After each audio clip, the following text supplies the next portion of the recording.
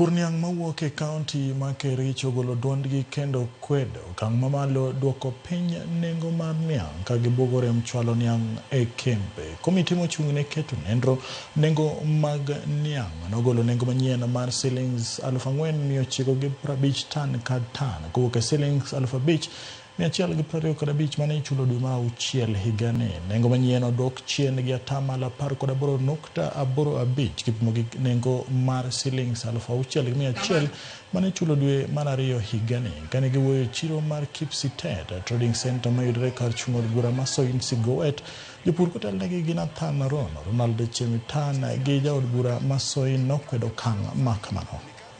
Kushika pesa ya kutoka kwa millers ili apunguze bei za miwa. Tunajua mambo haya na tunasema kama farmers that soon after here we will be announcing the action we are going to take as farmers, which will be to stop delivery to all the sugar millers in this country. Paka tusikike. Miwa yetu hawatanunua na bei yenye wanataka, watanunua na ile bei ambaye tumeagana. Tumekuja mpaka Senate kuuliza maneno ya zoning, tulikataa, bado mkaeka. Next week tutapanga maandamano. Hakuna maneno ingine. Hatutasimamisha miwa peke yake kupeleka kwa factory. Tutasimamisha kila kitu.